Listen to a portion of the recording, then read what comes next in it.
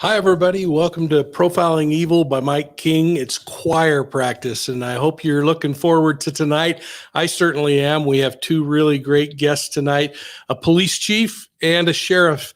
And there's really distinct differences between what a police department manages and does day in and day out, how they report up to their leadership, and how a sheriff reports up to their leadership within a county. And so I think this is going to be pretty darn informative for you. We're going to have a really interesting discussion. And then at the tail end of it, I today was speaking with the folks from Adventure with Purpose and asked them to join in because I wanted them to also talk about some of the challenges that they face when they go into communities and try to help on some of these cases and just hear directly from these law enforcement administrators on ways in which maybe they can make those connections a little better. Thank you to all of you who are here. And I want to just shout out first and foremost to our mods. Thank you so much for taking care of those duties each and every week. To Miss Sophia, thanks. I see you're actually calling out the evidence room. And I'm going to take that as an example to just say, folks, if you have something that you would like us to consider a case or you have information on a case, take advantage of the evidence room and send it up. To all of those that are looking at ways to get cases introduced, the more information you put in there, the easier it is for us to make a determination on it. Simply saying, hey, you ought to look into this case doesn't really help me a lot. So thank you. Southern Sass, great to see you. Tabitha, that's all. So good to see you and so many others. I would welcome any of you tonight if you have questions for the chief or the sheriff to just shout it out. And to Jessica Turner, thanks. I got my signed book the other day and I started reading it. I'm hooked. It's good. Thanks for pushing that. You know, it's kind of weird. It's so self-serving to talk about your own book, and yet what better channel to do that? And we're going to obviously tonight probably talk a little bit about it tonight at certain points. But if you have questions, put them in the chat box. We'll the back office will be looking and trying to find those that they can pull up. And again, just because so many people start chatting, think about your super chats and everything else. In fact, it just really helps us a lot. Darcy Ann, thank you so much for that kind contribution. And again, folks, if you haven't considered our memberships, the channel memberships are a great place where you can provide us some support and get some additional content. I wanted to bring in Tim for a moment, and I just wanted to talk about the new newsletter that we pushed out. I think you all have, some of you have heard about it, but Tim, why don't you just bring everybody up to state on the BOLO and how they can get that? Yeah, so the list is growing, so we appreciate everybody who's signed up for the newsletter. This is something brand new that we've started this year. But basically what it is it's divided into two different newsletters. Not different. It's the same BOLO, but different topics. The first one's going to focus a little bit about on cults and kind of follow the theme of the Deceived book. And the second one, which comes at the later portion of the month, which is actually this Wednesday, is going to be highlighting some of those cases from the evidence room. So to back up what Mike said, the more information, the better, because it makes it easier on us to be able to research, allow us to do those write-ups and get that information out. So we have a really good case that we're taking a look at on this one, and Mike has given his thoughts and recorded a little video. So make sure that you're signed up for that newsletter, because it's coming out early on Wednesday, and we can't wait for you guys to see. And where do they do that, Tim? Oh, yeah, thanks. Go to profilingevil.com and you will see a little banner at the top if the pop-up doesn't happen that says, click here to sign up for our newsletter. So yeah, great. And we're actually going to call out one of the Profiling Evil family members who actually submitted that one. And folks, like we said, it really helps. The more content you put in there, the easier it makes us to work it into the mix. So, hey, it looks like our buddy Greg Parker is online. Can't wait to be back on when I'm on day work, guys. So Officer Parker is actually working nights right now, and was going to actually come on tonight, and he got a shift change at the last minute. So if you have not subscribed to Greg's Facebook page, please do. He is one of the most upbeat cops I have ever met in my life. In fact, I'm going to talk to the sheriff and Eric about him tonight. Denise Spalding, thank you for that wonderful super sticker. It just is so meaningful. And before I get started here, I wanted to mention Kimberly Mack is a new member. And thank you, Kimberly, for joining the family. Well, I want to bring in Chief Eric Young, a friend of mine who just in the last 2 weeks was named as the police chief for the city of Ogden, Utah. And Eric, I am just so thrilled that you would take time out of your busy schedule, especially the schedule of a new chief, to come on the show tonight. How are you? Yeah, I'm doing great, Mike. It's a pleasure to be here with you. Love what you're doing here. Well, it is really neat. Folks, Chief Young actually started his law enforcement career back in '93. So he's an old, salty guy, even though he looks awfully young still. But he worked his way through the ranks. I remember, Chief, you started out as a DARE officer in the schools and working with the kids and really getting a grassroots feel of what kids were going through. You made your way through detective division and community resource officers. And then I watched you as you progressed through the ranks from sergeant to lieutenant, and watched you come into the role as a commander, as an assistant chief under Chief Watt and with Chief Tarwater. And it has just been a real honor to watch you in your service. What's been the most meaningful part to you, do you think? I don't know. I think the one thing I always share with young people when they come in to, inquire about a job or apply here and they ask about policing, the thing I always take home with me and I share with them is you spend your career as a police officer, you get to do a job where you're always rewarded for doing the right thing. And that's just not true of all careers out there. I mean, I don't want to pick on used car salesman, but maybe you're insurance salesman. But there's jobs out there in the world where you got to be a little unscrupulous to get ahead. And in police work, you get a pat on the back and you get to take home the great conscience of knowing you're getting rewarded and you're doing the right thing when you're doing your job well. Well, and I watched you through your career. You not only just got into the job and sadly, but I guess necessarily, law enforcement in many places, including your city, doesn't require a 4-year degree to come into the job. It requires an incredible amount of training in the field and through the academy.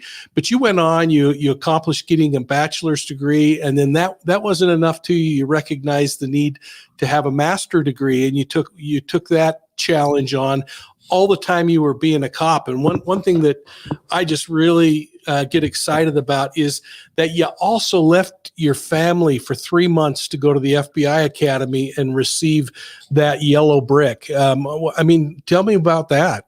Yeah, it's right there on my back, so you're behind me. So there we go. Proud of. So earned that yellow brick and graduating from the FBI Academy. And I just can't ever thank my wife, my children enough for the sacrifice they made. Not only to allow me to complete my master's degree, but go spend that time away in Quantico, Virginia, studying with some of the best police leaders, not only from around the nation, but from around the world. We had, I think, 60 international students in our class, so from all corners of the world. And so it's just a phenomenal experience for police leaders to be able to participate in that.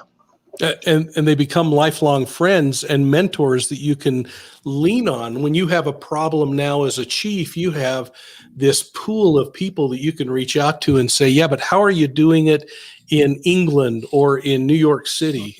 Yeah, the network is truly the best gift you take away from that experience, the networking abilities. I'm in regular contact with probably more than 30 people from that 200-person class, and I have at least 10 really good personal friends that we talk on a regular basis that'll be lifelong friends just from that experience.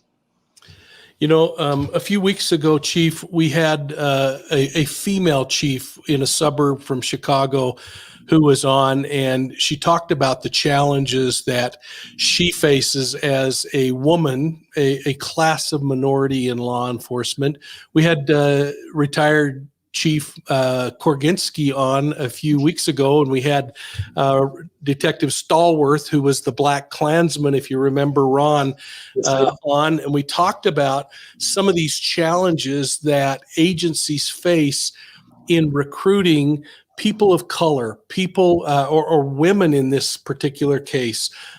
How's that challenge taken in your agency, and with a community that we live in that has a large Hispanic population? We have a large contingency of African Americans. How have you worked to get that ethnic diversity in the department that's so critical? It is a challenge, and it's to be honest with you, the ethnic diversity is not one we've figured out yet. It's something that's in the works. I do have to brag a little bit. We really have done a great job in recruiting female officers. Retired Chief Korginski is a great example of that. I'm so glad you're able to have her on here and meet your audience, because she was a phenomenal mentor to me. We have some of the finest young female officers on the Ogden Police Department that are probably in all of Utah or across the nation. They do some just phenomenal work. And I think that's what helps to grow our foundation of female officers, is the fact we have so many good, solid, successful female officers. We've had a great history of our female officers going on to promote and play a big role in leadership in this police department. Not only Chief Korginski, but Captain Daniel Croyle. We go on and on with those who've been such a large part of our department over its history, that it helps build that foundation. Now, the same foundation is true of minorities in our police department. We've had a large number of Hispanic and African American police officers who've done great things for the city, and it helps, but we got to keep building more. The thing I focus on, and it's one of my primary initiatives being a new chief, is I just want to make sure I'm building a culture where everybody feels that they're included, where their opinion, their lifestyle, their beliefs, which may be different from your average police officer or the typical culture of police work. But you've worked in this field, Mike, and there can be kind of a police culture. So we got to make sure the culture inside of our police department is one where everyone from all backgrounds feel comfortable. So doing that, and then working with community leaders. One of the things I've been able to accomplish leading up to my appointment is building some great relationships in Ogden City through service to the YCC, Your Community Connection, which is our rape crisis, domestic violence shelter. I served as their board president. I served on the board for Ogden Weber Community Action Partnership, which manages our Head Start program here in Ogden. And I met some phenomenal people who are part of that underrepresented or minority communities in Ogden, who are now on my side to help me go out and reach into those communities and build a foundation for young, solid people who want to come and be part of the future of Ogden. And we're starting to see some of that foster. It's really exciting to see. That is fantastic, Chief.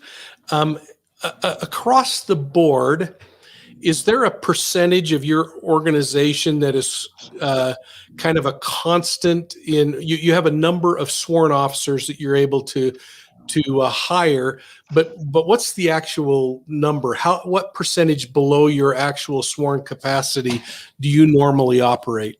Yeah, it's unfortunate. Chief Tarwater, who you mentioned earlier, one of our former assistant chiefs, used to say that in all his time as a assistant chief, he only had one day when he was fully staffed, and only lasted for a couple hours because someone came in and resigned a couple hours after they hired the person that fully staffed them. So it's a sad commentary, because it's not just the Ogden Police Department, it's police departments nationwide that are struggling to meet their staffing needs. And we're averaging a good 10 to 15 positions below our staffing level, which would be 145 if we were fully staffed. And it hurts us. It hurts the officers here, because we already have a really high workload in Ogden, where studies have shown we're the hardest working, highest call volume police department in the state of Utah. And you add understaffing to that, and our people get worked really hard, and it does have an effect. Police work in and of itself can wear somebody out, but then to add a high call volume because we're low staff, that just wears them out even quicker. So we got to take care of our people, and we're doing everything we can to get a higher staffing level. That's great. Folks, we're talking with Chief Eric Young of the Ogden City Police Department. Chief Young was just appointed chief about 2 weeks ago. In fact, I think I saw like a flaming burrito from one of the local businesses, Eric, that you were presented with. But you have put in place, and as did Chief Watt before you, and Chief Ashmont and Chief Greiner, and I could go back since I worked with every one of them.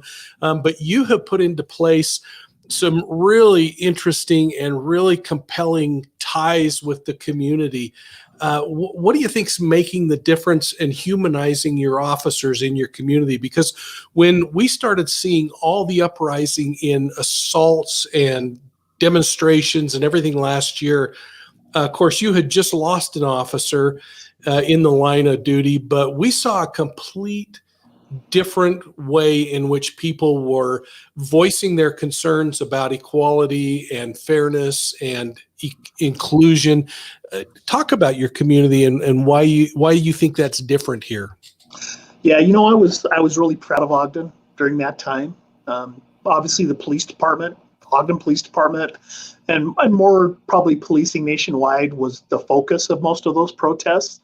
But even being the focus of that protest and hearing some of the negative comments, the way those protests were handled were really dignified and showed the class that the citizens of Ogden have.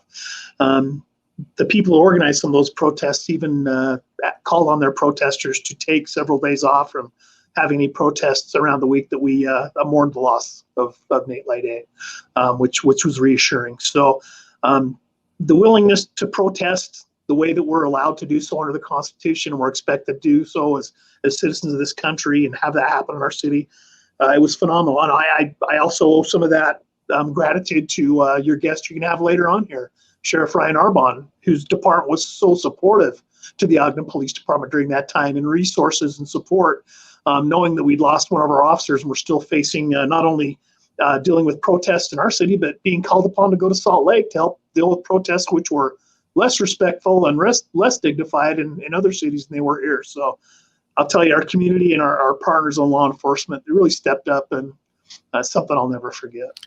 Well, I'll tell you what I won't forget, and of course, I've been to way too many police officer funerals that have been friends and kids that I've watched under command of you and Greiner and others, is the way in which the community turns out when an officer does fall in the line of duty. And it is remarkable to see miles and miles of American flags.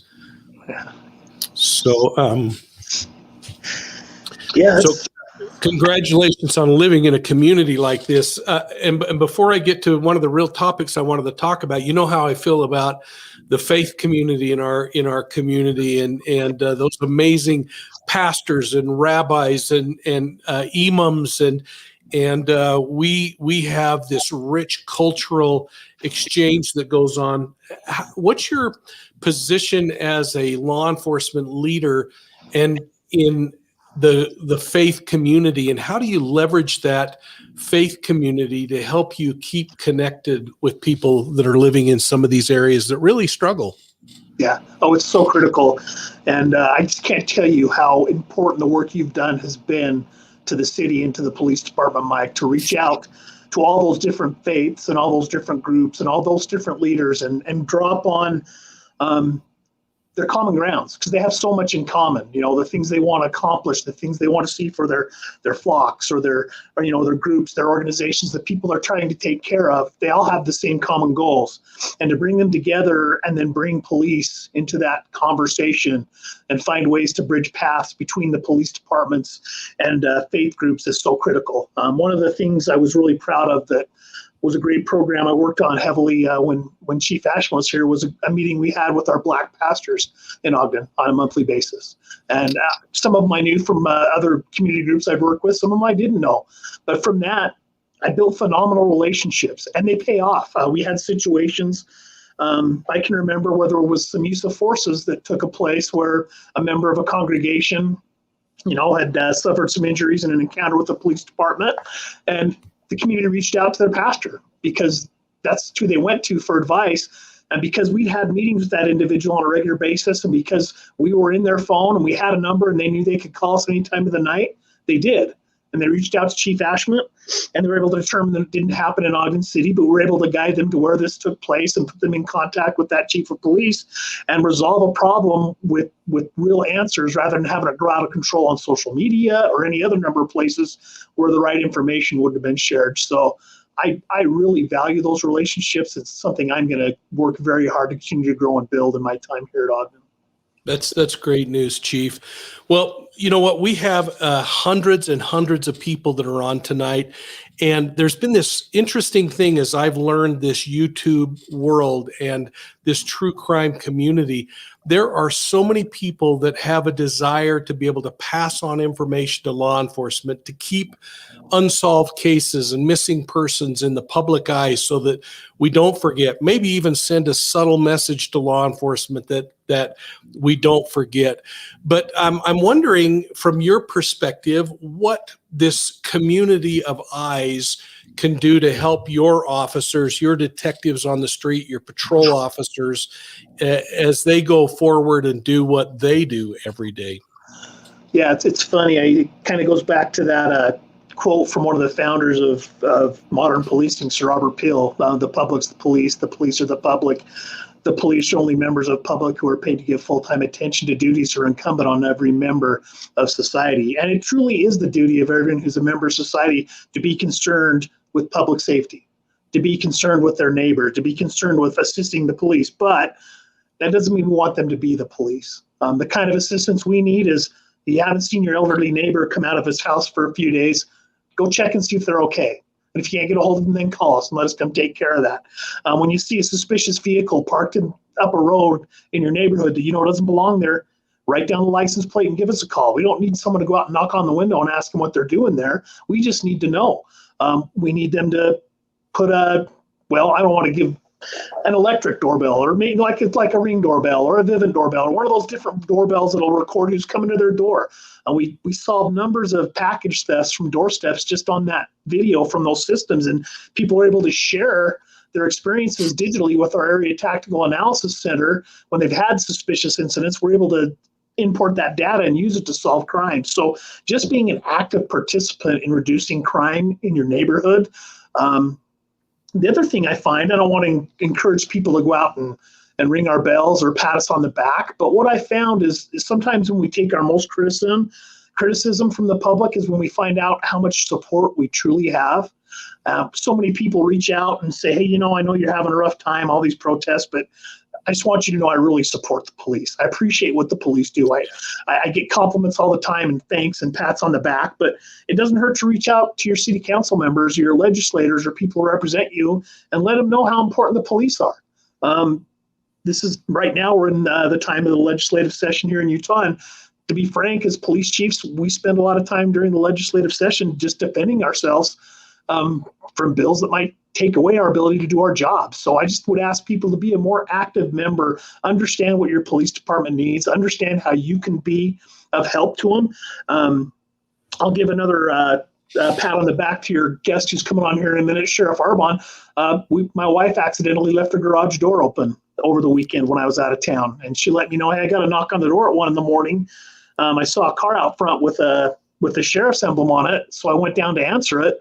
Well, what it was 2 volunteers. It wasn't deputies. Obviously, they're busy on a Saturday night handling calls, but they had 2 volunteers out checking the neighborhood, making sure everybody had their cars locked, had their garage doors closed. I mean, what a great service. So those kind of things, they really do make a difference in our communities.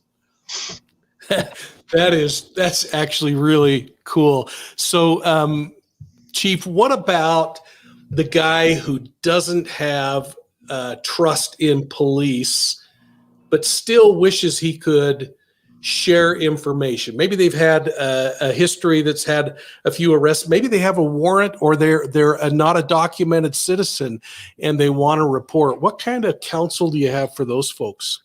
Yeah, so the first one I want to talk about, because this one really is critically important to me, is say an individual who's an undocumented citizen would worry that they may have some repercussions after having to have an interaction with law enforcement. But what I found throughout my career is those individuals are sometimes the most victimized because people know they're unwilling to reach out to the police for help. So they feel like they can prey upon them even more. And so those people, we've actually put out several public statements on behalf of the city and the police department reassuring that we don't enforce immigration crime and we're not concerned with somebody's status and why they're in this country. We just want to be we're here to be the police department to protect them and make sure they're not victims. So that's one way we encourage them to support us. For individuals who may not want to give their name or be that overtly interactive with the police department, we have anonymous tip lines. tip a cop lines, 1-800-TIP lines, 401 tip lines, to the police department website at ogdencity.com, and then you find the department, police department. There's several links you can click there to share anonymous tips to the police department. And we appreciate those. We encourage those. We don't need you to leave your name. We just need you to leave the best information you possibly can that will help us to go out and do our job. That's, I spoke earlier about a police officer who's on the East Coast in a major city who's become a real dear friend of ours. And one of the things that I love about him, his name is Officer Greg Parker. And again, folks, go to his Facebook page and sign up, because he is just a rock star and a good human being. But one day, Eric, he ended up chasing a vehicle on foot. And he was running through the streets of this major, again, metropolitan city, and the kids pulled out their phones and were videoing him, and he picked up the name Chase Man.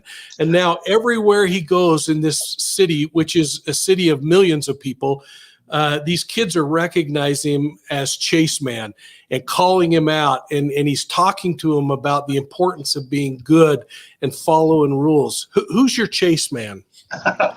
we got some fast young kids these days. I'll tell you what. Wow, they're impressive. These guys. That's one thing that's changed dramatically in police work since the time I started, was the commitment to fitness. I'll tell you, some of these guys, they leap fences in a single bound, and they make me look silly out on the track. So I can think of a number off the top of my head that they'd fit that bill very well. Oh, that's great. Well, folks, we've been talking to Chief Eric Young of the Ogden City Police Department.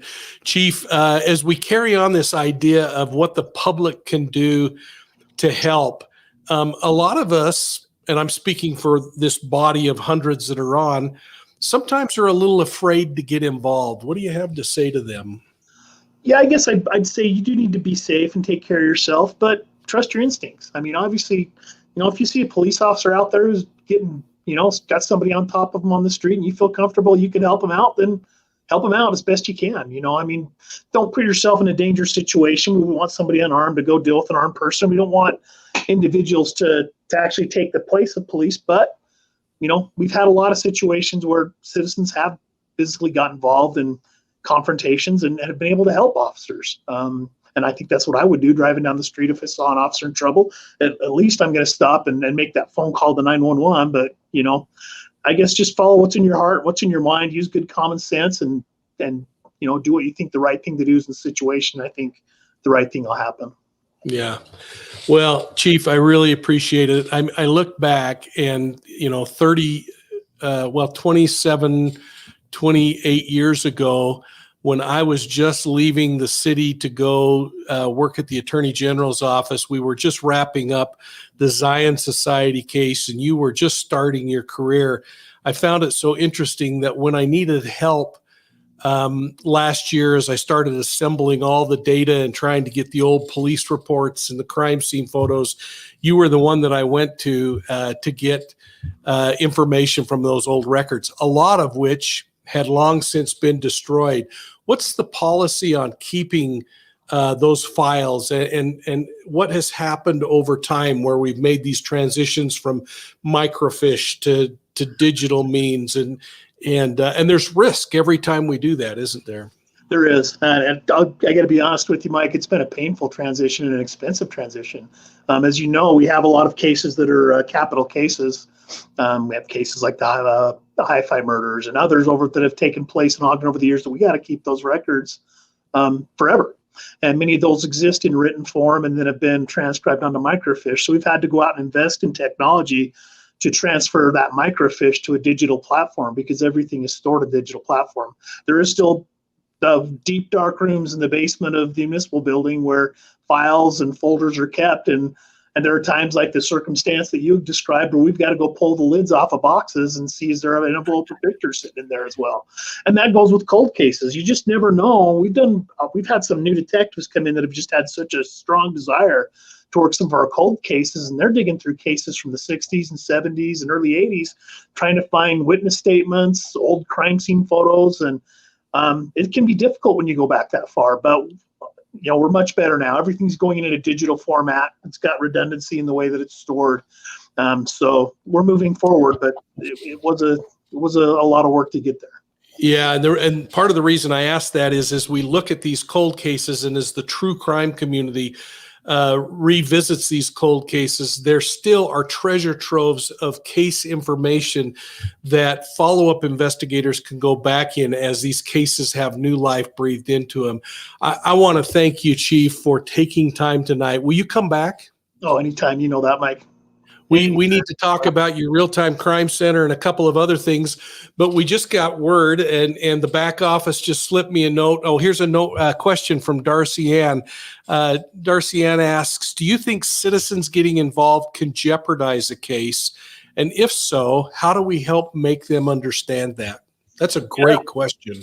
Boy, I'll say, that is a phenomenal question, because unfortunately the reality is they can jeopardize that. We spend years and years training on rules of evidence and how to maintain chains of custody. Every one of those things are going to be questioned as we go into a court, especially the more serious the case gets, the more significant the criticism is going to be of that case. If a citizen, for example, was to find a murder weapon out in the street and decided rather than to just call and protect it until the police got there to try and pick it up and actually bag it, maybe like they'd seen CSI on TV, you put it in a paper bag, you pick it up, you take it to the police department. It could contaminate that weapon and contaminate that scene to the extent where we could actually, have a suspect that we're confident committed a crime and now we're unable to prosecute them because the evidence had been tainted. So that's why I kind of say be active, be engaged, but just use common sense. Just make the call, because even dispatch is trained to let you know what the right thing to do. You don't need to have an officer come out to tell you. Just that call to 911 to say, hey, I've got this gun laying here in the street. It's got some blood on it. Or I think a suspect lives at this house, rather than knocking on the door or trying to poke your head in the window to take a look to see if it's actually the right person. Just make that call to dispatch and they will guide you in the right direction. We'll get you the right resources there. We're going to utilize your information. We're going to be so glad to have that citizen as part of the process, but we're going to ensure that it's a legitimate process with untainted evidence that will result in a successful prosecution. So would it be safe, Chief, to say if one of our PE family true crime enthusiasts stumbles across a piece of evidence, or they hear about something really important, they hear about that they should be calling you directly, not calling Profiling Evil or some other YouTube channel, but calling the agency, and then they should stay in one place, observe that evidence that they think they have, and wait for a police officer to come and properly process that? Would that be the best answer? Would be beyond the best answer. That'd just be great advice. Unfortunately, being a police chief, you have to follow social media, and we have some social media pages that are just about Ogden, and I follow those, and I see a lot of times where people are posting information about crimes that have occurred, vehicles that may have been in their driveway being suspicious, or this person even posts pictures of people that they think stole their cell phone. And I think there's almost an expectation that throwing things out on social media is going to cause some kind of a response. People need to understand you've got to reach out to the police department and make these kind of reports. And the same thing would be true of if you stumbled into some kind of crime information. Just telecasting that or putting that out on social media or sharing it with friends or throwing it out publicly is not going to cause the type of response that's going to cause, the successful investigation and resolution of a criminal event. Yeah. Well, thank you so much. Did you get your book today? I hope it was dropped off. Oh, good. For tonight. Perfect. You give you something to put you to sleep when you're getting ready to go to bed. We received some really exciting news, and so as we say goodbye to you, we're going to play a 1-minute clip from the woman who wrote the foreword in that book, Chief. She is a world-class neuropsychologist. And Dr. Judy Ho, she appears on the show The Doctors and Dr. Phil, and she has a podcast called Supercharged Life. And tomorrow I'll be on a podcast with one of the victims from the Zion Society case, who was 14 years old at the time, now a 44-year-old woman. I hope she doesn't mind me saying. And so catch this clip, and we'll talk to you next time around. Thanks, Chief. Thank you, Mike. Appreciate being here. How do we start to trust ourselves, and how do we inoculate ourselves against false information? Transparency is absolutely vital in any kind of decisions that are being made. And if people are being transparent and your decision process is transparent, it's usually a good direction that you're going. And then secondly, never allow yourself to be isolated in thought or in environment, because that's where these evil plans hatch and we see people become victimized. Okay, Mike, you just blew my mind also. When you first learned about Mike, you were taught to hate him. And now your relationship has really transformed over the years. So what would you like to say to Mike today? I just thank you for having the guts to work this hard and to care this much. Because honestly, if you hadn't have done this, I really don't know what would have happened and how long this would have gone on. And you were like a fireman running into a burning building just to keep carrying victims out. And I just owe you my life, and I'm just forever grateful. Oh, Thanks I love for you, having kid. the courage. Thank you. This makes me want to cry.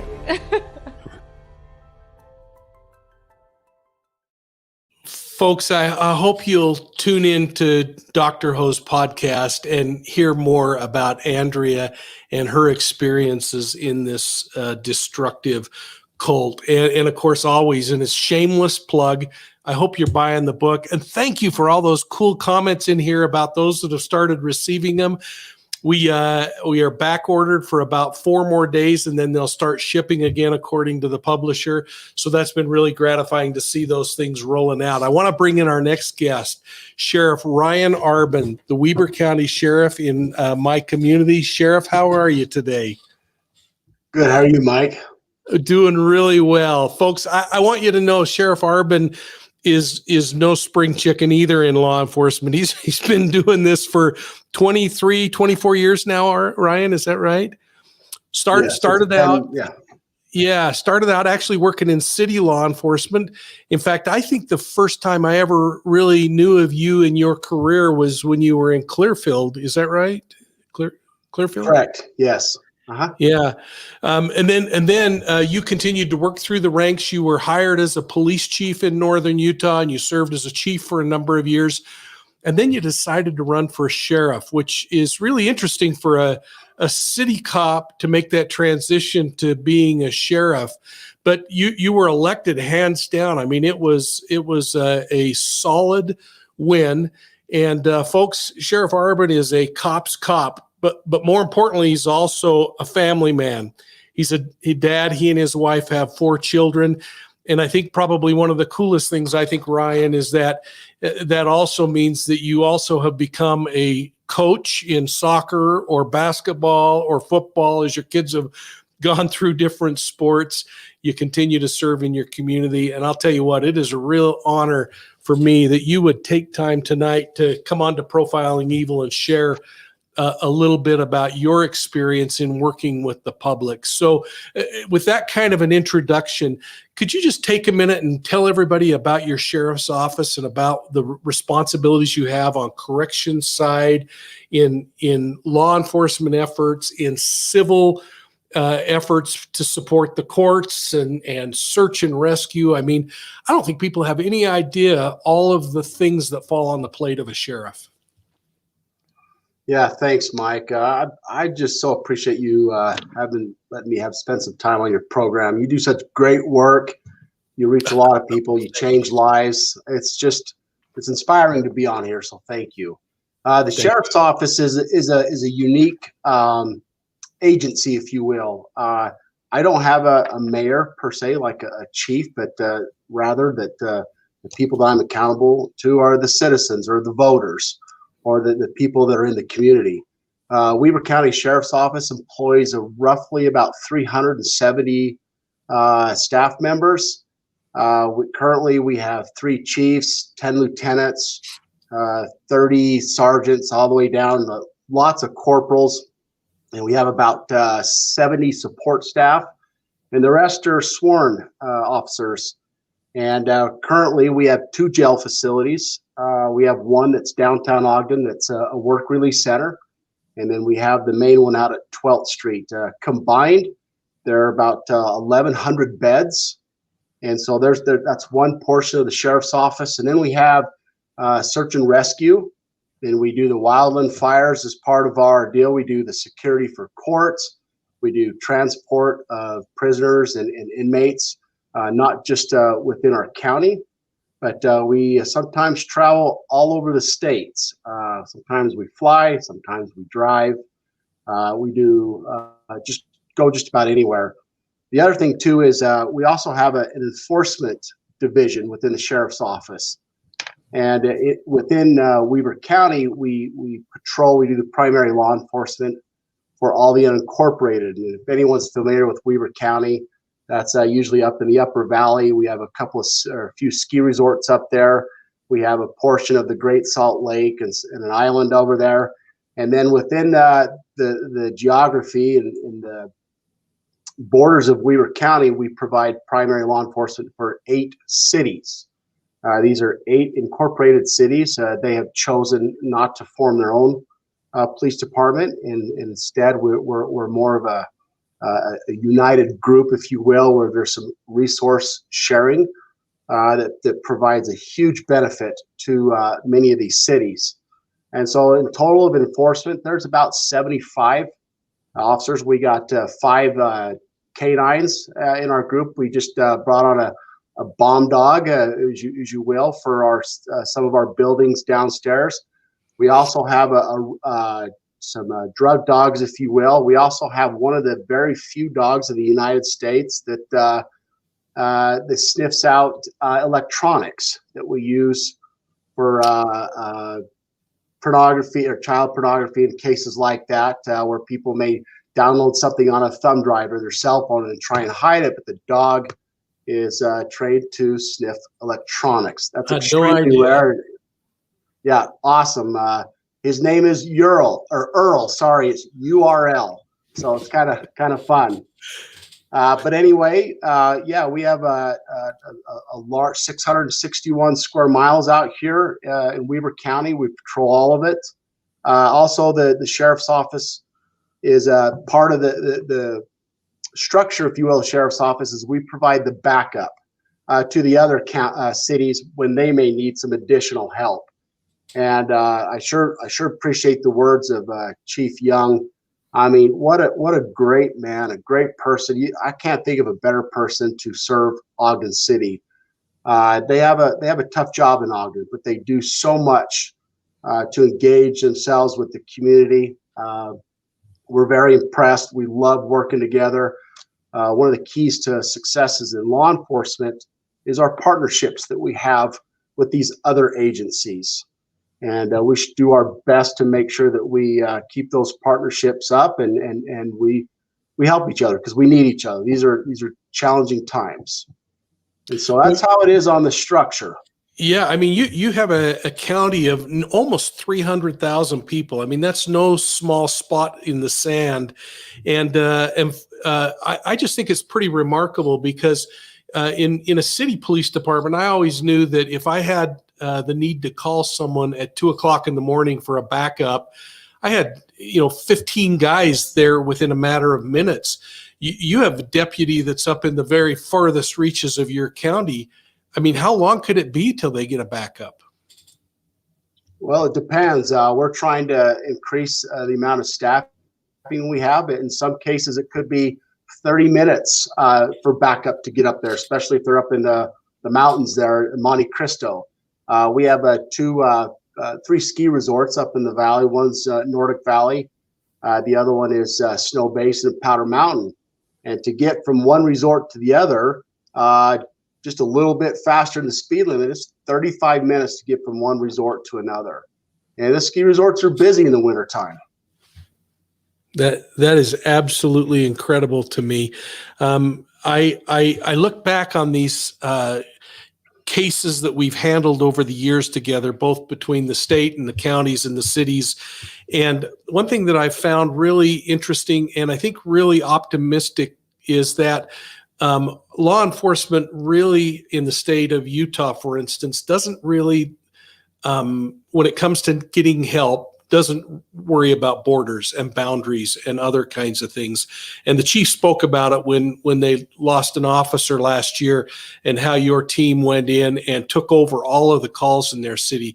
I think people sometimes wonder what the difference is between a city chief and a sheriff, and how the responsibility umbrella overlaps. Can you kind of share that? Yeah, you bet. You take any city that has a chief, and the primary responsibility for his chief is within their own borders. And then you have a sheriff, which is typically over the county.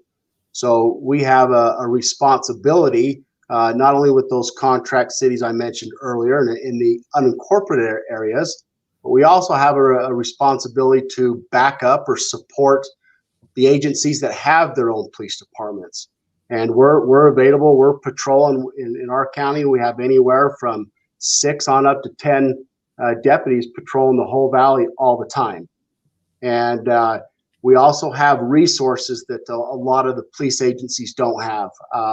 We have a mobile command service or a vehicle, and it's about 50 feet long. And if we have a serious situation, we can deploy that and take it to that situation. It has lights, it has TV, it has cameras, it has everything we can to support the situation that's going on at hand. We also we have boats, we have search and rescue that provides a lot of help.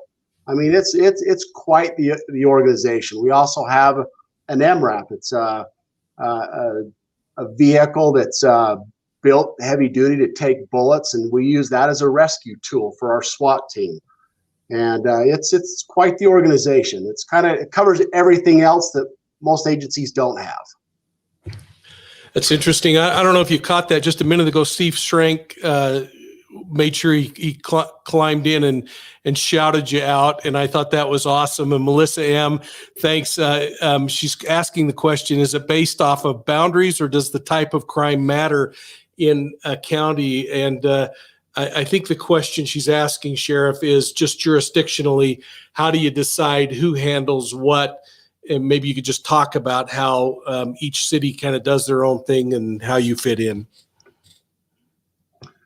Sure. So the cities have their own justice court, and these are courts that handle crimes with the penalty of a Class B misdemeanor or less. And then you have the county or the state courts that handle Class A misdemeanors and above. So if there's a crime of a Class B that occurs in North Ogden or South Ogden or even Ogden, where the incident occurred, that's the court it goes to if it's a Class B or less. But if it's a Class A or a felony or a capital case, then it goes all the way to the county court or the state court, which encompasses all of the county. Yeah, if there's a crime that occurs in a different county, it would go to that jurisdiction. But it's the key part is where the crime occurred and what the penalty is, or what violation of crime does it fit under. Perfect. Yeah, that's right. Chief, there was a comment earlier about cold cases, and I want to kind of move into how people handle cold cases, but it was from Brenda Redmond who asked about a 1985 cold case on a 6-year-old child named Rosia Tapia, who was murdered in West Valley City. I actually worked that case as part of the Utah Criminal Tracking and Analysis Project back many years ago. And so, Brenda, to answer your question, law enforcement doesn't stop looking at those cold cases. Sometimes they just revisit it on a calendar kind of a period to see if something new has shaken loose or if new evidence comes in. But Sheriff, what I wanted to do tonight with you is get a sense from you of where you think the community can best help. And then I want to introduce you to some really fun friends of mine and just have kind of an open discussion about where the public and this true crime community can fit in and supplant and support law enforcement without hindering law enforcement. But I'll just take your thoughts first before we move into that. So, excuse me, Chief Eric Young made a lot of good points about how they could help law enforcement And you're talking about if they come across a weapon or something like that, correct, Mike? Correct. Yeah, we get this often. One thing is if you're not sure and something seems suspicious or off, we would encourage you to call. If you feel comfortable enough to, like Chief Young was saying, if an officer is getting beat up and you feel like you can do that, then sure, we'd love to have your help. But when you have a crime, and if you see something, we ask you not to pick it up or not get too close to it. Take a picture of it or call dispatch and say, hey, this is what I found. Can you help me decide what I should do with this item that's found or this serious or suspicious situation? And many of the times we have a deputy that's ready to respond. We can get right out there. And so we'd encourage those to help. One of the things that I do, Mike, is I get the opportunity to go to young scout groups and or young groups with kids, and they always say, what can we do to help law enforcement? And I say, if you see someone trying to go in through a window that's not the neighbor at your neighbor's house, call 911 and tell them what's going on, and remember the things like addresses are very important. I tell them that's the first thing that dispatch is going to ask you is, what is the address of your emergency? And you tell them that. And we need things like the description of the person. Is it a white male? Is it a black male? Is it a tall female, brown hair, short hair, shoulder length, the color of the clothes, pants or shorts? Because by the time it takes for us to arrive on scene, it's hard to say, well, it's a white male. You drive into the area and there's 30 of them. Yeah, so there you go. We need those descriptions. Everything is the individual heavy or thin or something like that. But we just encourage people to be safe, make smart decisions. We don't want you to get hurt, but we need to do law enforcement together as a community. It's not just us. It's not just the citizens. It's a partnership. And I love what you said during that break of the message about transparency. Boy, that has been one of the focuses of this administration here at Weber County is transparency. People want to know what we're doing, and we want to show them, because if they see what we're doing and they see that there's integrity and there's trust and we're trying to do what's right, they want to get behind us and support us. And likewise, we want to do that for citizens. This is a partnership when it comes to fighting crime, if you will. Yeah, that is so awesome to hear. I want to bring in three guys that I think you're going to get a kick out of, and you're going to probably want to salute. You might even want to arrest at some point. I don't know, but let's bring in Mike from Muddy Bottom Adventures, and Jared from Adventures with Purpose, and Sam the Adventure Man. And I want to just introduce these guys to you this way, Sheriff. This team of guys has traveled around the United States, and they have a kind of a twofold purpose. One is to help the environment by getting underwater and identifying things like vehicles that have been, I think about Pineview Reservoir and all the cars that have gone off the edge. They get in and they recover those. And just this week, they recovered 17.5 vehicles in Tennessee out of a river. And it was incredible. The Tennessee, kind of like the Bureau of Land Enforcement or something, was there. They were just head over heels over what they've done. And we started working with them at Profiling Evil because they end up having families that reach out to them on missing person cases and say, how do we kind of do this thing and still be in line, but get the support of law enforcement? And this is where I think you might want to salute them. Is last year, these fellas found 4 bodies that had not been recovered by all other means, by government and others, because of their dogged determination to get in and try to help these families. And so, guys, I want you to meet Sheriff Ryan Arbon. And I just thought we'd have kind of a open discussion about some of the challenges you face when you go into a community trying to get a law enforcement agency to help you. And I want the sheriff to maybe tell you some things that might make it easier for him if you showed up in our county. So welcome, everybody. Nice to meet you, Sheriff. Thank you, Sheriff. Yes, I'm a little nervous that he might arrest us, but the good news is we met some pretty high, powerful people this week. We did. We got our picture with the mayor over in Nashville. We met some a judge that says we get out of jail free card. So you know what? Put the little arresting powers of the test, and we'll put our little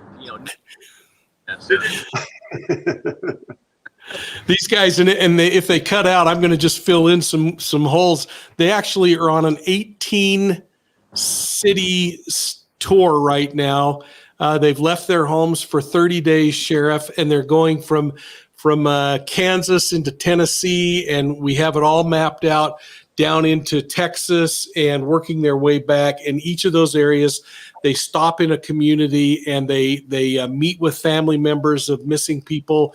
They go dive in rivers or in lakes, and I don't know, Jared, can you share what you've done the last couple of days? Because I know you've been in some pretty murky water. Yeah, I mean, so right now we're actually in Nashville. We're working a cold case over here and searching for Bill Simmons. Went missing in June or July with that one. And, of this, as Mike mentioned, we're looking for 18 cold cases over the course of the next 30 days. Our goal is to, for 2021, can we solve 10 of these? And I think this right now is a very doable goal because we actually have, I don't know how much but we have 18 million viewers a month that watch our series of what it is that we're doing with, clean up the environment, finding cars and working these cold cases across the entire U.S. So, I mean, we have hundreds of cases that it's difficult for us to choose which one are we going to go on next, as well as when can we actually break away from our families to dedicate the time for this as well. So we're kind of doing it, in chunks, that we'll probably make, at least 2 big trips this year, if not a third one.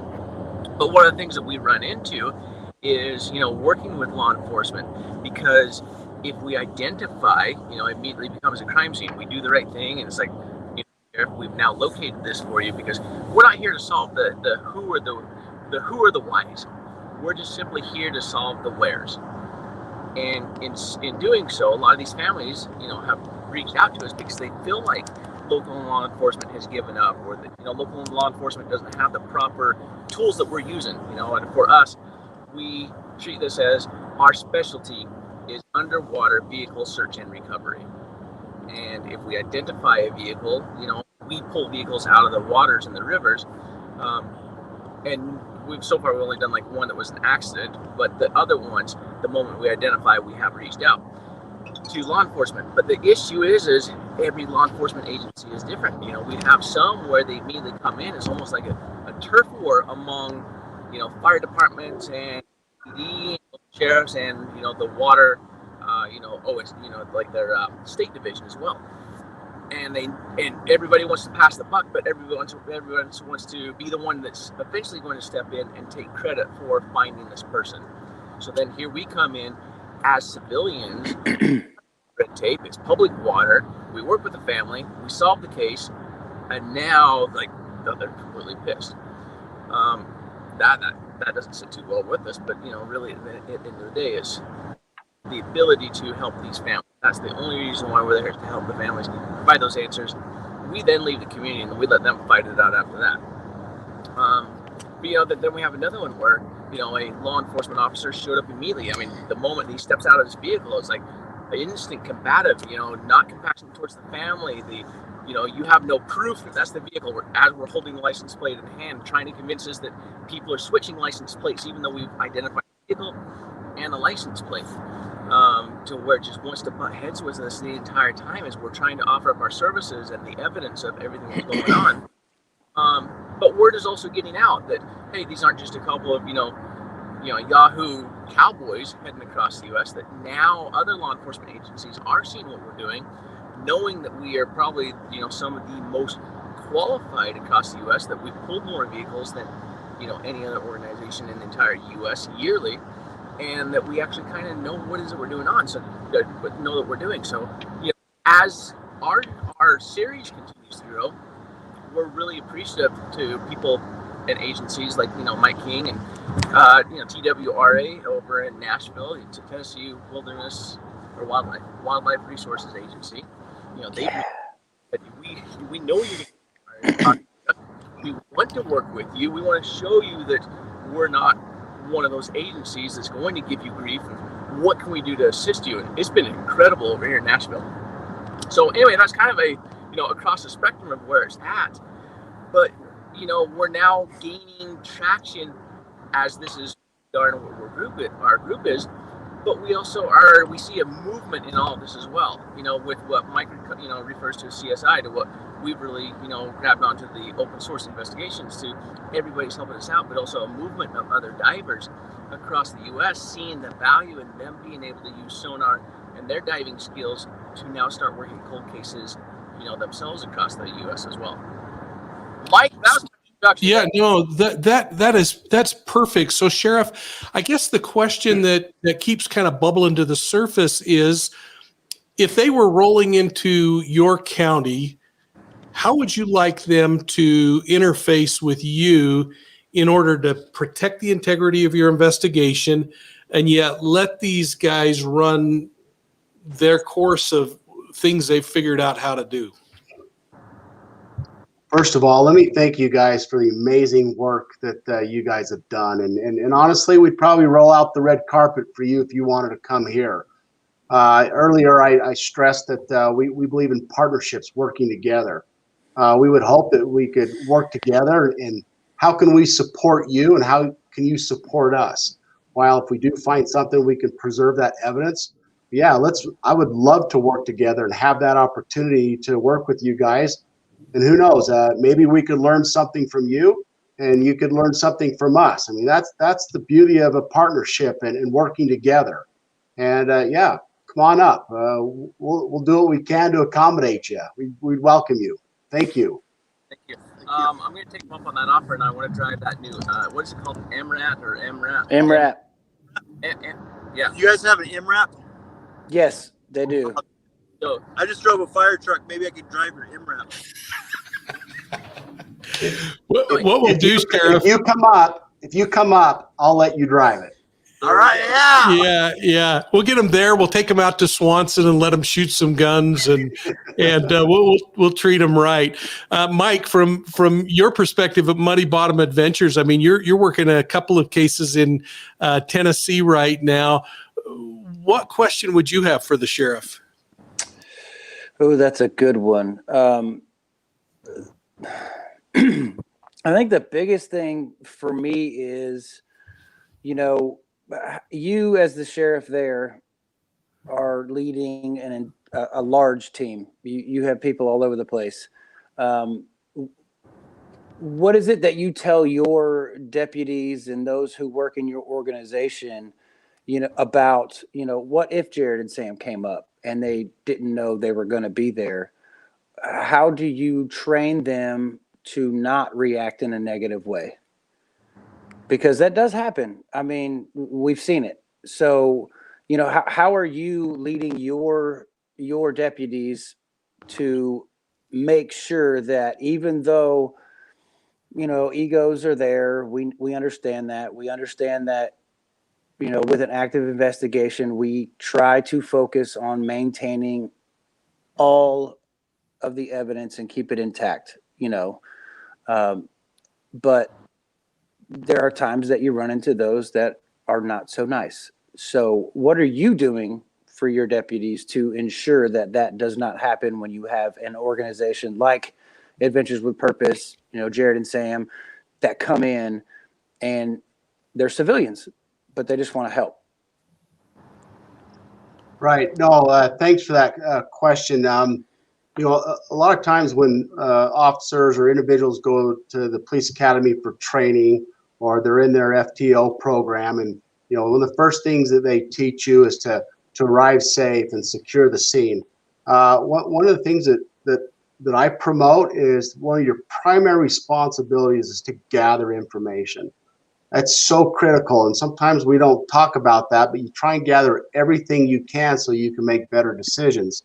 And in your example of a group coming in, that's what I'm saying. We would hope that you would want to learn about us and then vice versa. And then we can work this together and say, you know what, there's a skill set that Jared and Sam or Mike has that we don't. And you may be in an area where logistics can be an issue, and we want to help you which roads are best to access and how to get there. But we would want to work together for those reasons that I stated earlier. And you made a comment about egos. There are some that have that issue, but when you look at the purpose of what you're trying to accomplish, there's when you have something like this, you got to remember there's a victim. That's why we're there. It's for the victim. And that's what we want to do. And you got to put egos aside, and you just solve it. And that's just the way it is, and that's the way it should be. And so we encourage our deputies to not worry about who's doing what or what jurisdiction. Let's just resolve the problem and support each other. That's what you got to do. And I guess to take this to, one further also is that, we're not just coming in, Sheriff. We're coming in with the, documentary filmmaking. We have cameras that are out as well. And I know that in the YouTube world and the social media world, I mean, it's different for your, you in this, not industry, but your work than it was 10 years ago. That you also have a lot of, First Amendment. I'm going to throw this camera in your face, and whatever it is you say, we're going to make you look bad. That's one of our things is, we're not here to make any agency look bad. We're not here to throw any of them under the bus. And, the ones that have, acted inappropriately, we flat out tried to stop them from harming themselves. Like, please understand, I'm here that I can help you present your agency in the proper light, maintain, very, our composure through it as well, as to if you don't change your act right now, you're going to look a lot, very silly, and people are going to unleash on you with our following. And so we never use our following to, for evil. We try to educate them as to, you understand how media is going to portray you right now. This is not on us. We don't make anybody look silly. You will present yourself and make yourself look silly. So, with all the cameras that are out there right now as well, and us coming in as a documentary, and this going on YouTube, and this going on Facebook, for us at the end of the day, is for us to spread awareness of what it is that we're capable of. And that's why the families have been so amazing to work with, and understanding that we're coming in as volunteers. We're not charging them a dime in exchange for, please allow us to help us spread that message and that story to help the next family that reach out to us, and the viewers that have been able to reach out to us. So with that all laid out to you, how is your department working in this new online world that, has now been here for the last 10 years, and it seems to be getting worse with some of the, you know what you're up against. So kind of fill us in on that one as well, and throwing that into the mix. No, it's true. We've had a lot of cases like that. We call them the First Amendment auditors, and these people that just want to get cameras in our face, cause issues, get us to react so they can maybe have a lawsuit or show some weakness or something like that. But we provide training in this. We work with that here and there as it pops up, and we prepare for it. But in any of these cases, we also do a lot of training on the First Amendment, right? And so people have that right to do that. But in a case like this, where maybe there's a crime scene, we have to protect the crime scene. Sometimes those individuals can't breach that line or cross it because they could interfere with something and do something to the evidence to where it may not be something we could submit to court because it's been tainted or damaged. But yeah, we recognize it. It is a different world now with the cameras, the gotcha. We're going to show you how wrong or bad you are, but we work very well with that, very well. This has been really interesting to me, and what I'd like to do is I think it would be really neat, Sheriff, at some point when we know that Jared and Sam are rolling through Weber County, to set up, let's give them some jail food and let them sit down and chat over some prison lasagna and talk about some of these things. I think it'd be fun to take them up and put them in the water up at Pineview near the dam and let them find some cars and bring them up too. And I don't know, we might be able to commit them to do that if you'd house them. I know you said you had 1,100 beds right now. Do you have a couple beds left in the jail? We'll make some room. What do you think, Jared? Would you and Sam be able to pull that off?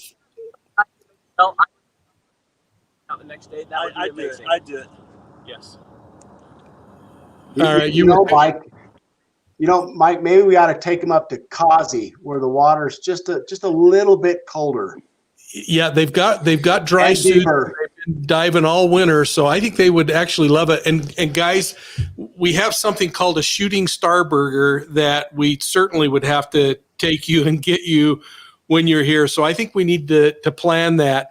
And I just wanted to take advantage of the three of you. I know you're driving to your next destination, but I wanted to introduce you to the sheriff and let's figure out how to do something really productive, because the sheriff has the connection to all of the sheriffs. In fact, we have an incredible sheriff's association in our state. It would be really interesting to have you even speak sometime to them and talk about things. Maybe we could get you to make a statewide run sometime for our sheriffs. I think so, especially if you know of some bodies of water that might have some beagles in them. We would love to come spend some time over there. Yeah. But I think that, one of the things, we are in the back of the car and we're just finishing up dinner and we have a big day, as we continue our road trip here. Do you have a piece of advice for us, Sheriff, as to, hey, if you happen to run into a officer just like giving you flack right out of the gate, is there like some type of a phrase or something that where a phrase? Yeah, say this and it's hand signal, anything. Have them eaten out of your hand. There's no catchphrase, but in my career when I've been out on the road or dealing with somebody, just the coolest thing that I hear is things like, we support you. Just something that simple and just going right along goes so far with officers. And it's a true, sincere comment of we support you. We love to hear that because a lot of people are just defensive or, and unfortunately we're trying to be everyone's guardian.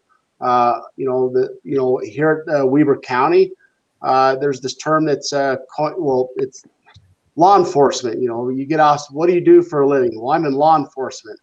And if you look at what we really do, we're guardians. We're guardians of the Constitution. We're guardians of your First, Second Amendment rights. We want to protect you and the public.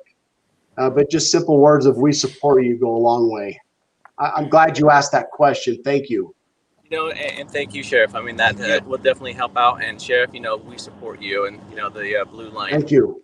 And Mike, can you believe that we actually, got thrown under the bus the other day by one of our commenters is that they said, you guys hate law enforcement. You never want to work with law enforcement. And I was like, have you ever watched any? Well, I'm glad that you, at least I hope you do, ignore the vocal minority. I remember one police chief in a major city calling them. He said, there are 10 people in my city that make so much noise you'd think they make up the population of the entire organization when most people are really good souls. I hope you guys are safe. Sheriff, I call them every day. I feel like I'm their godfather or something. Somebody has to ride herd on them. And I'm so proud of what you guys are doing. Thanks, Jared. Sam, thank you. And Mike, thank you so much.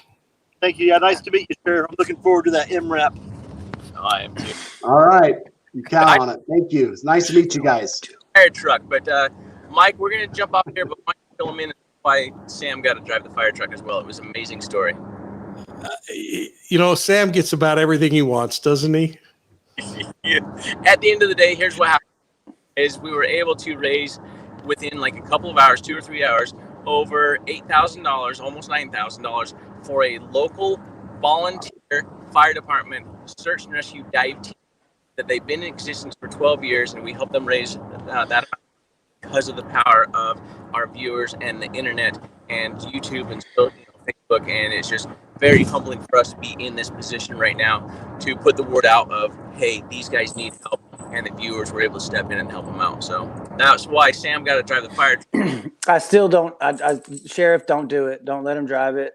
If he can't, if he cannot start it, if he can't turn the lights on, he doesn't go any further than that. Because prior military, they're tricky switches. So if he can figure that out, then let him do it. But Thanks, fellas. Be safe. absolutely, Mike. Have a good one, Sheriff. Thanks, Sheriff. I've kept you longer than you may have planned on, but would you mind if we have any questions from the listeners to take a question or two? And in the meantime, would you talk about, while we wait for the back room to put those questions up, would you just talk a little bit about how important the legislative process is and people making sure their vote is heard is in this whole law enforcement realm? Yeah, I'd be happy to. And this is an interesting year. We're rolling off all these protests that turned violent in all across the cities across the United States and here in Utah as well. And we're concerned about knee-jerk reaction. And I made a post several months ago about we always get asked, what can we do to help? And I think what people are really asking is their sincerity. What can we do to help law enforcement? And we've talked about if you see a crime or something like that. But I put out a message as I said, contact your local legislator and tell them that you support law enforcement and you support some of these bills that are favorable to law enforcement to pass them. But also recognize that there's other bills out there that are trying to pass that are trying to remove our ability to be effective law enforcement. It's just it's the things that they're coming at us with. They're trying to change. It's not good. And every discussion that I've been in it's not everyone, but in many of these discussions with leaders and other opposing groups, is they leave out the victim. And it's like, where's the victim in these discussions? And I've seen so many things go across, and it's always about the defendant, about law enforcement, but we don't talk about the victim. And sometimes, sadly, the victim can't speak. The victim's too young, or excuse me, or the victim may be too old or too scared. You don't know, but we have a responsibility to protect the victims, and they have a right to get restored back to where it was. But these laws that are coming, it's going to really put a hindrance on our ability to be effective, and we can't allow that to happen if we can. So reach out to your legislator, your representative, senator, and tell them how you feel. They need to hear it. Sorry, Mike, but real quick. You've heard about the silent majority in recent year or two about these individuals. And we got so many good citizens that just want to live their life, and they just want to support their family and grow and prosper in this land. And they trust individuals like me and like Chief Young and these others to take care of these things. And they have faith in us, but we're asking them to reach out and say, to their legislators, hey, we need to do something about this. Take care of our officers and let them enforce the law. Stop putting all this bureaucracy in front of them and let them do their job. That's what I would ask. Yeah. Chief, here's a question from Darcy Ann, and I want to just apologize. We had one of our PE family members donated $20 tonight, Miss Monson, and I guess I'm just getting old because I forgot your first name already, but thank you so much for that kind super chat. Darcy Ann, thank you for this super chat. She's asking this question of you, Sheriff. Do you think videotaping the officers at every turn might be the reason why some are defensive? Because a lot of videos are edited to make the police look bad. What are your thoughts on that? Yeah, there are those that's their intent. when body cams came out years ago, car cameras originally, and then the body cams. Sometimes officers get a little nervous that it might show themselves making a mistake. But we've come a long way in the last 5-10 years with body cams, and the officers we're finding that they want to use them because their video should be the same as theirs as far as no editing, but it protects everybody. When the officer comes up and has that, and so if there's ever a dispute on the other individual where they may have edited it, we could say, well, here's our video and this is what it shows. And so if there was edits in that other video, it'll show on our video that that's indeed what they did, and it'll show their intent. Yeah, they do get a little defensive because we've seen it happen in the past. We feel it's slowing down some. Yes. Julie Barnes asks Sheriff Arbon, I'm confused about the role of sheriff, probably because I need 101. I'm from Australia. so yeah.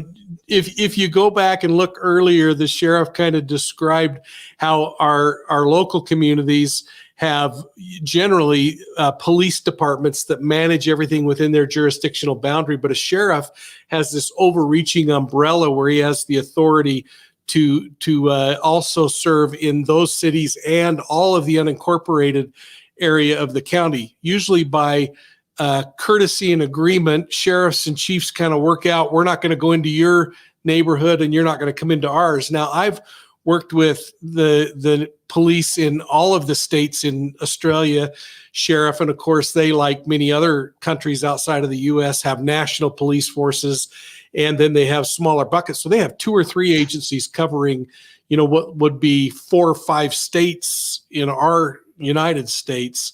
So you can see the question that she had and why that's so relevant. And gosh, I always wished, especially on solving and making changes. I work with those agencies in Australia and in Europe and other places. All I've got to do is sell a national government on a new 911 system or a new solution for solving crime or mapping. In the United States, we have to do it 17,000 times. Wow. Mike, for your viewer from Australia, one of the biggest differences, the sheriff is an elected position by the people. It's not appointed from the mayor. So I don't know if that helps. That is really, really important. And is it exactly the same 4 years across the country, Sheriff, or are sheriffs different in different parts of the country? For the most part, it is. From my experience and knowledge, it is 4 years, but I've ran into some along my career that it's a 2-year. I haven't seen anything longer than 4. That's not saying it doesn't exist, but that's all I've seen, mainly 4 years. Yeah. Now, my career preceded body cams and everything else. Mimi J2 asks here, Sheriff, would you agree that body cameras have made a huge difference? I'm going to just maybe add to that, Mimi, and say, what's the real difference that body cameras have made from a police officer's perspective, your deputy's perspective, versus an administrative perspective? So for me, what I see where body cams have really become is it's another addition of evidence to whatever that situation may be, or a documented full recording of the incident from the view of the officer. There's been many cases in past, it's on the civil side of it, where the officer may be accused of something, and thank goodness that the body cam is shown contrary or otherwise, and that's helping. It comes back to accountability. It comes back to transparency. And when you have a case that's sensitive or could be a serious accusation of a crime, you can almost never have enough evidence. You want as much as you can. The body cam is able to provide that. Yeah. Has it made us a more kind police force, knowing that we're being recorded all the time?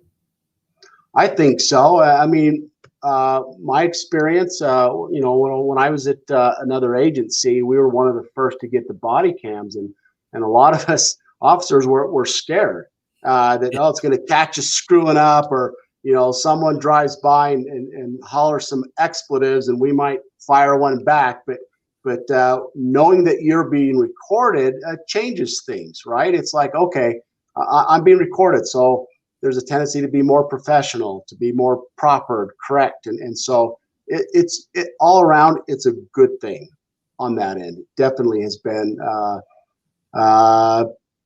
I can't think of the word right now, but it's been positive for law enforcement. Oh, that's great.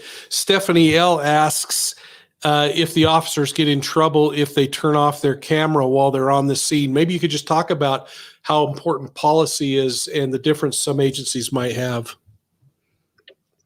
Yeah, so the policies that I've seen in the past, they work pretty much the same way, and it's encouraged to have the body cam on when you're interacting with anybody. Some make it mandatory in a type of case or situation that you've been called and you respond to. There's some people that, you know, by just moving around or leaning over something, the camera might get switched off and it's unintentional. But at the same time, sometimes there's accusations that the camera was turned off. I'm sure there's been incidents where the officer has turned it off for whatever reason or another. In my career, my batteries ran dead, or it's just been broken, and there's all kinds of things. Some of these units are very expensive, especially when they first came out. They were temperamental, they broke easy, they were expensive. All kinds of matters with that, but yeah, it can happen for sure. Yeah. Well, I'm going to answer Halfway Blonde's question about, are you tracking your officers' vehicles? One of the really neat things about this community is that we have, it's called vehicle AVL, auto vehicle location. And that is an officer safety thing. It is also a way for the dispatch centers to understand who might be the closest unit, not just who's assigned to a specific area. And we're seeing across the country more and more agencies starting to track those officers, either from their radio that they're carrying or from a device in the vehicle. But Sheriff, I just want to thank you. I mean, you have so much to do. I want to tell you, Bonnie and I were so impressed and touched by the Utah farmers and the sheriff's office and law enforcement in our community recently, and the food drive and the ability to participate. We took a huge amount of food to the monks, and they were just so thrilled to get that. But what you're doing in our community is making a difference, and I just can't thank you enough. I hope you'll come back, will you? Of course, I would love to. Awesome show, Mike. Thank you so much. And I just want to make sure that everybody has a chance to see this book and has a chance to, you know, just saying.